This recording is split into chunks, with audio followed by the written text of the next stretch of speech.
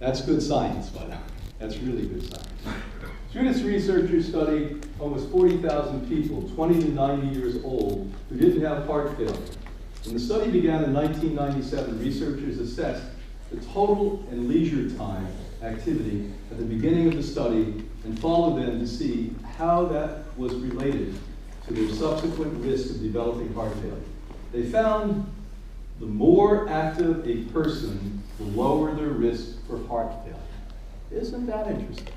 Now that's a pretty sizable study when you look at 40,000 people over a long period of time. Until now, they're still looking at these people. So it's really amazing. They'll spend millions of dollars on this rather than advertising worldwide and telling you to get off your rear. Yeah. You know how many intellectuals sit around, eggheads inside of research centers and do really wonderful work that nobody ever reads? Rather than saying, let's spend these hundreds of millions of euros a year on telling people they should get off their butt and exercise. Let's tell people they've got to clean up their diet. But by the way, the airways are controlled by corporations that want you to be sick, by the way. Because the entire economy of the world is based upon sick, death, and dying. I do a whole 3-hour presentation called Fear Creates Disease, that I show you the biggest money-making corporations in the world are the meat industry, the war industry, listen to all of these things, the pharmaceutical industry, all death and dying stuff, biggest money-making. So they don't bet on you being healthy, perky, and living a long time. They bet on you being sick, disabled, and under control. So the entire economy of the Western world is based upon you being sick, weak, feeble, unable, and manageable. That's a nice way to say what? Under the thumb. We Irish know what under the thumb is, right? The risk of hospitalization or death from heart disease is 32% lower in vegetarians than people who eat meat and fish.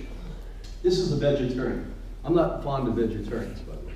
Vegetarians can be taking lots of milk and cheese and yogurt and kefir. Vegetarians can eat eggs, lacto-ovo vegetarians. And by the way, the number is almost double that when you look at vegans. And this was done over at the University of Oxford. Heart disease is the singular largest cause of death in developing countries and is responsible for 65,000 deaths each year in the UK alone. The new findings published in the American Journal of Clinical Nutrition suggest a vegetarian diet could significantly reduce people's risk of heart disease. That's an understatement. That's all I can say. And by the way, there's a lot of vegetarians I know that are under a major amount of stress. And a lot of vegetarians and vegans are cerebral people. They're just like me. They sit and watch people who exercise and think that's for somebody else, not them. And so one of the problems I have with most vegans, they look like hell. Have you ever noticed that? Yeah. They look like they're emaciated, sick, out of control, they have no muscles. Last night it was lovely to be in Cork. Where we spoke last night to a packed house in Cork was a vegan bodybuilding center. That's nice, huh? Matter of fact, the #1 trend in the world now is vegan bodybuilding.